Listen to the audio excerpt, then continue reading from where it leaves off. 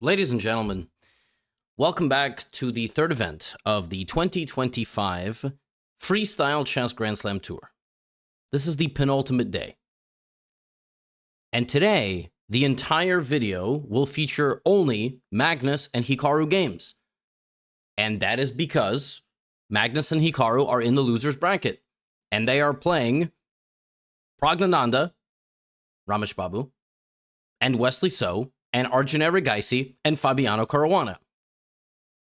That's the matchup. There are no finalists today. You might be following this tournament live, and in case you weren't, Levon Aronian has to play Hans Niemann. That hasn't happened yet. They didn't play today. They got to go around Vegas, gamble. I don't know what else you do around Vegas, except wait for your time in Vegas to be over. So today, I've just got Magnus and Hikaru games for you. I mean, it's a perfect day for a clickbaiting guy like me, but kind of a strange format. And one more travesty, if you ask me, is that the winner of the loser's bracket in this format does not qualify to play the winner of the winner's bracket, which normally you get in an esports format.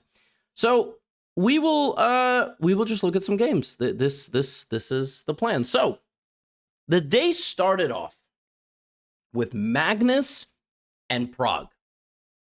Games, by the way, back row piece of shuffled. Been briefing y'all on this constantly. Freestyle format, e4, c6, c3, f6. Pragg took the center with his bishops. Magnus took the center with his bishop, his knight, and his other bishop. Knight e2, g6. Given a question mark from the computer, long-term ideas of potentially preparing f5 and also stopping anything from going to the f5 square. c4 was an excellent move from Pragg, who sensed the weakness early on in this game. And Magnus got knocked out, and it all started with Pragg. He was not able to play in the winner's bracket, and it all started with Pragg. Pragg beat him, and then he lost to Wesley, and then he wasn't able to score enough points at the end to make it in. And in this game, it was c5, and Pragg got back to what he was doing beforehand, which was trying to defeat Magnus. Now, there is not much of a storyline when Pragg defeats Magnus. It made news, but it hasn't made as much news as when Gukesh beats Magnus. But he was kind of the OG pioneer of teenagers beating Magnus, and Magnus does have a huge amount of respect for him. By the way, the queen takes on c5 here, and after knight takes f5, it is an absolute evisceration of the black position. The queen is straight up hanging. Everything in black's position is under a target as well. This can be captured by 3 different pieces, but it doesn't really matter. And now Magnus has to play queen takes f2. All right. He's just under a massive attack. You cannot stop c5. He's just losing. He sacks his queen. Pawn takes f5. Now something absolutely insane happens. Pragg is completely winning. e4. And Pragg in this position, I'm not even exaggerating, plays queen to b2. Pragg saw that his bishop was hanging, went here, attacking the rook, and forgot the rook could be taken. Can't be taken, because the knight is defending it. Pragg straight up hung a bishop. So now, despite being totally winning earlier, he has to re-win this position. Magnus now has a bishop, and a knight for a queen, which is crazy. Just shows you the ridiculous tactics of this format. Pragg continues trying to attack, going for queen g7 mate ideas. We have a trade, and now Pragg is winning again. Rook b3, rook b8. The king is safe. The queen is going for the king. Magnus's king never got comfortable, and not only does it never get comfortable, it gets mercilessly hunted out on the edge of the board and checkmated, because anywhere the king goes, the queen comes in, and the next move is made. Pragg just checkmates Magnus Carlsen after having a totally winning position, hanging a bishop in one move, and re-winning the game. He just made it harder for himself. He was unsatisfied with the level of difficulty. He gave Magnus a bishop. And now, Magnus has suffered some setbacks, and he does have bad days in tournaments because he's human. But the comeback is almost always the story. So they have to play again. And they're playing 10-minute. They're not playing 30 minutes. So Pragg is now on the verge of knocking Magnus completely out of the tournament. Magnus, in this next game, plays like this in the opening. So we kind of see that white can castle on the right side of the board, or long castle would be all the way to the left, clearing out all the pieces. Pragg has to just not lose, right? Easier said than done. We have some central trade going on. Queen to h4. And now right here, we're going to have a mutual attacking of the queens. And if you take my bishop, you no longer defend yours. So Magnus gets some little ideas. Now, again, that's not mate, by the way. The knight is defending, just like how Pragg missed that the knight was defending. So we have this position symmetrical, FGH, ABC. You got to play this out. Knight e3. Knight e6. Knight f5. Magnus looking for a rook infiltration. Again, freestyle or not, best endgame player in the world. Allows the knight to come in and take his bishop. Now he has a bishop for a knight position. King is feeling a little bit stuck. Knight, sorry. Over here, all right, you could take mine or not. We have this position totally symmetrical, and Magnus is just poking at these pawns. King to f3, slightly more active king, slightly more active pawn, slightly more active knight, and before you know it, he's just doing the same thing he always does in the typical format. And slowly, he outmaneuvers Pragg, puts the pressure. This is mate. If the rook ever gets off the back rank, advances his pawn, and man, just like always, he wins in the endgame. So he makes a comeback, all right? Now, they have to play a faster format. So they got 5 minutes on the clock, and they got to play 2 of these games. Yeah, and my guy just locked in, yo. He just locked in. I just want you guys to watch. All right, he has the black pieces. That's not a trap rook. You can go here. He takes it, though. So he gives up his bishop, puts everything on a light square like you're supposed to, and just plays a structure. d4 from Pragg, c6, knight c7, and d6. So this is the position that Magnus is choosing for this blitz game. b5, and suddenly it's black with a very powerful initiative. Black has a very powerful position somehow. Everything is solid, but there's very strong attacking chances on this side of the board because white committed his king. h4 played, and Magnus meets him on that side of the board, trying to lock up the position, not allowing Pragg to make any progress. Oh man, I am hilarious. Wow, that was unintentional. I'm just so funny and clever and quick on my feet that I just made the funniest joke of all time. Bishop to f6. I'm also very humble. Queen d7. Some of you may not have a sarcasm detector, and so I should give you a tone indicator at this point that I am not being serious about the second part. I actually am hilarious. Bishop to d3, b4, knight to e2, and Magnus attacks the right, the left side of the board, I should say, advances the pawn, and now obviously both guys have a minute. He crashes through. He has a very nice position. He, on the 30th move, as we are taught, castles to the opposite side. With all these pieces over here, there's not enough time to go over there. You know, Pragg does his best, but queen b1, sacks the queen, wins it back, totally winning. And now it's just a matter of technique, which for him is second nature, and the game is over. Two brilliants. Sacked his queen, sacked his bishop, not quite. I don't really know why that's a brilliant. 92% win. Incredible win. Understood the position extremely well. And then he's got to do it with white. This one a little bit different. This one a game where he takes a lot of central space. Now he has to not lose. The computer hates the next sequence of moves by both players for some reason. Takes. Now Magnus locks in. He locked in before. He's going to do it again. Pragg trying to do something on this side of the board. Magnus like, nope. Solidifies. Doesn't let him take. Threatening knight g7. Knight g5. Excellent move. The queen has to go all the way back. Knight goes to the middle. He's trying to gambit a pawn to get some nice activity. And when Pragg doesn't take it, white just has excellent play. Bishop f2. That's defended. That's under attack. Magnus Carlsen. Knight e6. A gorgeous move. Because if you take it, I take the bishop, which is check, and a discovered attack on the queen. And my man got punched in the mouth to start the day, but won 3 games and qualifies himself for the next knockout to make it to the loser's final. Meanwhile, my guy Hikaru had a pretty straightforward first round.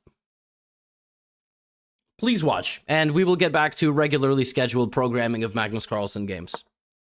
E4. His opponent, Wesley So. They drew their first game, Sicilian defense. Okay, we have a little Alpin style, trying to go for pawn to d4, and this king can castle this way when the bishop gets out. Okay, now these squares could be a little weak, right? So you start looking at stuff like this. Now Hikaru plays the best move, understanding the position very nicely, controlling the queen side, maybe even a5 ideas in the long run. Excellent. White now can go for f7, right? Bishop g7. Hikaru very patient, d3. Knight to d6 brings the bishop back. And we begin seeing problems in the black position. The pieces are not well placed. They are not well placed. The pawns are not well placed. So Wesley plays a waiting move, but there's no waiting. White can castle. White can also play h4 to be a bit more. Knight e3. Wesley goes for counterplay, trying to play a6, b5, c4, gain some space, but it's just not good enough. All of this is too slow. White has developed every piece and has really major problems brewing in the black position. Black can't even really castle because you're going to come under a massive attack potentially. He takes on d3. He puts his knight on c4. At this point, he's just looking to give away a pawn. Hikaru's like, okay. And after this, I just castle. I am now threatening rook b1, knight c7, and black can resign. Black is going to lose everything. Knight b6, knight c7. Wesley castles. The queen is trapped. This is the only move. The queen can run away, but you're going to lose your knight. That was how Hikaru won his match. He wasn't beaten first. He won an absolutely thunderous second game with 95% accuracy. He understood exactly the way he was supposed to handle Wesley's opening, and Wesley's opening just put him in a much worse position. And sometimes that happens in this format. So now Hikaru moves on to play Fabiano Caruana, which we are going to get to because my guys put on a crazy, crazy game. Real quick, back to Magnus before you get bored. So my man was just getting hotter and hotter the whole day. He's married. I don't mean like that. I mean on the chessboard. So he loses game one, wins the next three, right? c4. Now he's playing Arjun Erigaisi. The winner of this game qualifies to the third and fourth place match. I don't know why they did it like that. I didn't make the rules. The format has confused me from the very beginning. Just a very calm little English, d3, right? Taking the pawn on b5. Erigaisi playing d5 like this, playing a little gambit style. Magnus like, nope. Erigaisi's like, yep. Magnus like, all right, for that pawn, I'm going to get the center. Bishop takes, now knight b3. Erigaisi has some weaknesses here, which he defends with his knight. Magnus plays knight a5, removing the knight from the defense of the position. Takes, takes. Both guys castle. So, 9 minutes per player. Black has a microscopically better position according to the computer, which doesn't believe in White's piece coordination, thinks Black is quite solid. Again, the freestyle part of this game is kind of over. Like, the pieces being shuffled, none of that really matters. They both kind of have a normal-looking position. And now, let's watch the best chess player in the world put on his best surgery gown and go to work. First, we move the knight out of the middle of the board. We are fighting for control of the queen side and opening up our light-scored bishop. Black plays bishop g5, immediately trying to put pressure on the knight's positioning. Magnus reinforces the knight. The knight goes to d5. We've kind of abandoned this side of the board, so we play rook c2. Now the knight can move. Bishop a4, putting pressure on us here, so we stop that. Now we activate the knight. The bishop goes back. Okay, it seems like nothing has really happened, but it has. In this little moving, we now attack the pawn on c5, which Black defends, and we move the bishop out of the way. Erigaisi is a momentum player. He senses that the momentum is shifting. He immediately pounces. He doesn't need a second invitation. Now the knight has to come back. But these moves invite a fight. They potentially leave long-term problems. Erigaisi jumps the knight into the c3 square. The position looks to be really problematic for White, which is why Magnus Carlsen sacrifices his rook. This is given a brilliant move because chess.com thinks all of you are rated 400. They are not particularly wrong, but they could deliver the message a little bit better. You're not all idiots. This is a very common idea. When a piece gets this deep into your territory, sometimes it's better to just boop, boop, boop, take the pawn back, and just be down the rook, because the relative value of a rook during a game might not be 5 points, and the relative value of the only knight on the board could be higher than 3. So they kind of meet somewhere in the middle. Now, We got a lot to work with here. Erigaisi looks to trade the light square bishop. Magnus says, okay, we can do it. Check. Pawn to f3. Fighting in the center. Taking a little bit of space. What's next in the position? The bishop goes to f6. Magnus plays queen b2, reinforcing on the diagonal, not trying to help black improve his structure. Queen d5. Now we do it. Why? Because black has to make a decision. And we had ideas like knight to e3, knight to e5, e4, b4, queen a3. Or this move. Queen e5 is a savage move from Magnus. To play this move in 13 seconds and have the confidence that you are going to beat a guy rook and knight versus two rooks simply because his pawn structure is bad. And what I mean by pawn structure is black doesn't have pawn mobility. The pawns are all kind of stuck. They're there. White has a lot of pawn mobility and a lot of king mobility, which is really good in the endgame. Queen e5 is such a ballsy move. Queen e5 is like, I'm the best endgame player in the world. Do something about it, madman. You know what a madman might not be able to do? Handle a position in the endgame against Magnus Carlsen. That's the one thing where I wouldn't pick Arjun Erigaisi as the favorite. But you're not going to take and give him a helping hand, right? No, we're going to wait. Arjun's smart. He's like, I'm not taking until I absolutely have to. Magnus plays h4. Arjun's smart. He's like, I'm not going to take until I absolutely have to. Magnus is like, I'm going to keep restricting him. Arjun's like, okay, we're going to trade on my terms. Magnus is like, nope. I'm going to remove the defender of the queen, and if you play queen e5, right, now you just made this worse for yourself, and Arjun blunders. Because now the pawn sneaks through. That pawn was never supposed to be on b5, ever. And somehow it snuck through. And now if you move the rook, I join these pawns together, and long term, guess what? Guess what's going to happen? I have a 2-on-1. Somehow Magnus Carlsen just snuck two pawns through on the left side of the board. It's like he bribed the crossing guard. I almost said bribed the crossing guard. I don't even know what that means.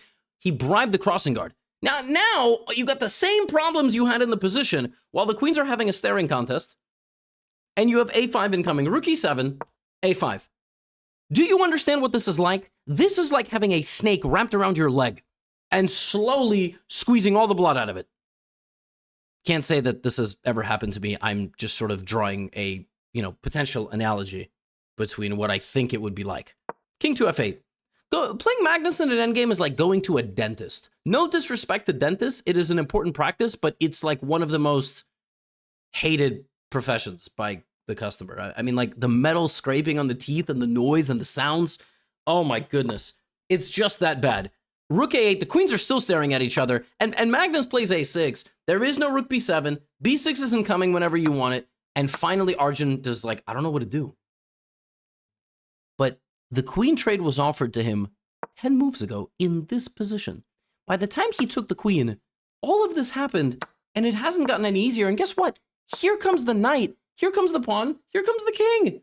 You can't sack, because if you do it, I have check, and I'm going to win your pawn at the end. Arjun tries to bring his king, but b6, rook b6. Yo, this man is about to beat Arjun Erigaisi straight up down a rook. He goes king g4. The king is mated, yo. It's mated. e5, it's mated. How did this man just checkmate Arjun Erigaisi down a rook in an endgame? It was a 2-rook versus rook and knight endgame. I have shown you multiple times where Magnus Carlsen has won endgames. I remember he won a game against Levon. I don't know if it was I don't know where it was. It might have been at one of these events. I think it was at the very first event. He sacked a rook for a bishop, and he just won the position. It just goes to show you the relative value of rooks versus strong minor pieces in certain types of endgames. He played this game in an inspiring way. Like, see, Hans doesn't play like this. Hans has a totally different style, which is why it's very fun when Hans is winning, because he just plays a totally different brand of chess. That was just the first game. Yeah, Arjun's he's not finished, by the way. He's not finished. I'm going to show you this game in a moment. Hikaru had a crazy matchup against Fabi. This was a completely insane game. So the average accuracy of this game was like 72%. Similar opening, okay? Just wait. Wait for it, all right? So it's a 5-minute game. They have to play a tie break, him and Fabi. Just watch this game. I mean, this is... So Hikaru gets a pawn early, brings the bishop back, all right? And we have the following position. where he has established a very powerful blockade. He has more central presence. He's probably going to castle. Rook f7. And I mean, the position is just looking absolutely fantastic. And it's because it is. Fabi only has 1:20 on the clock. He gets himself into a very dire circumstance. Like, I mean, when you're going queen f8, queen e8 in the middle of the game, you know something is wrong. This game looks like a fever dream.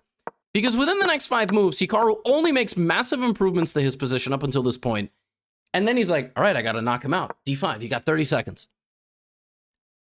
Fabi takes the knight, takes a pawn attacking the queen, and puts the knight where the bishop was on the diagonal.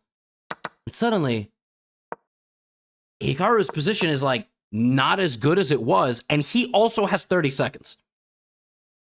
The knight goes back. He plays bishop back to e3. Hikaru's not even better anymore. It's equal, and black has 8 seconds. Hikaru has 20. Long castle. Also long castle. That's a legal move, but it hangs a pawn? That's just the hanging pawn. Hikaru's like, free pawn. Fabi puts the rook on e4. Hikaru goes queen f3. Bishop e5 is apparently a losing mistake because of bishop to b6. Not played, but still a very good position. Rook d4, and now bishop to e6 wins the game. It's +5. Hikaru is completely winning here because black's king is in dire straits. Queen a7 is literally checkmate. The only way to survive here is to put the knight like this. Queen a7 check is the winning move. He plays it, and now you have to go queen a8, bishop back to b8, rook g1, rook g8. The game is over. Check here. He finds it. Bishop b8, rook g1, rook g8. Game over. Hikaru's like, where's the knockout? I don't see it. He goes down to like 3 seconds. Suddenly, Fabi's back in the game. Now Hikaru loses. Bishop f4. Pinning the queen to the king. You can't take because this is mate. Mate. So here you have to sack your queen. Oh my goodness. Oh my goodness. Fabi misses it. Hikaru has king c2. He's winning. He plays it. Fabi goes here. Rook f2. White is winning. Queen d1. King c3. Bishop e5. With an attack on the king, if you take because of the pin, there's queen to d3 mate. So Fabi's winning again. But he has 12 seconds. And this pawn is coming in. He thinks he's losing. He goes here. And now, he in fact is losing. There is a hanging rook, a hanging queen, and the pawn is promoting, and Hikaru wins. Oh my. Oh my. Hikaru wins because if you take, this is a check, and then you're going to lose the queen. Oh my, I couldn't believe this was a real game. I was like, yo, what? Low time makes you do insane stuff. Hikaru clutches it in the end. The person that makes the last mistake wins the game. Meanwhile, while these dudes are having whatever they're having over there, yeah, Magnus was just, I mean, again, the first game against Erigaisi was spectacular. Just an absolutely beautiful positional game. Now Erigaisi has to win with the white pieces. He gets a very, very nice tense game. Magnus has to move his king. So now Magnus is going to leave the king in the middle of the board, and yet he's better. I don't know how he's better. I don't know how freestyle works. He put... Yo, what the... How did the knight just get here? Rook g2. He develops, but Erigaisi, very good with the initiative, kicks the knight out of the middle, and now has all the advantage here. He's got all the momentum. But Magnus, rook c8, clutch move. Erigaisi, f4, the position is so tense. Pawn takes f3, you could take the knight. He does. Bishop h3, queen h3, 2 pieces for the rook. But now you have a problem. Now you have a huge problem. What do you do with the knight? What do you do with the knight? If you leave the middle, my next move is a6. Then you leave both knights. Then I start smashing your face. Knight d4, queen g7, king is safe. So Erigaisi goes here, a6. Now this move is a major problem because bishop takes d4. The only chance you have now is knight c2. Erigaisi doesn't play it. Magnus sacks another rook. because in this position, he's threatening this, and Erigaisi has nothing. Nothing. He goes here, knight goes to e5, queen takes on g5, you can't take the bishop, queen h4, he takes this. Magnus has 4 extra pawns for a bishop, which is literally staring at a wall. The bishop is sitting in a corner eating rocks. Knight g4, rook e2. I mean, there's mate. Like, there's mate ideas here. Rook f2, he picks this up. He's up 2 pawns. And Arjun Erigaisi succumbs to the Magnus effect. There is no stopping it. Dude lost the first game of the day and then proceeded to absolutely bludgeon the opponents for the next 5 games. And part of me is sad that he was relegated to the loser's bracket on day 1 of this tournament, and now on like day 3 or 4, he's playing this type of chess. The qualification was brutal. It was 10. I mean, it was, it's no excuses. And so now the losers final, the final in the losers bracket is Hikaru and Magnus for 3rd and 4th. The winners bracket is Levon and Neiman, and they will never play each other. None of them will play each other. We have Hans, Magnus, and Hikaru, 3 out of the 4 finalists. Levon having the run of his life, knocking out Magnus from the bracket, knocking out Hikaru, and playing Hans in the final, and none of them are going to play each other. I'm mad.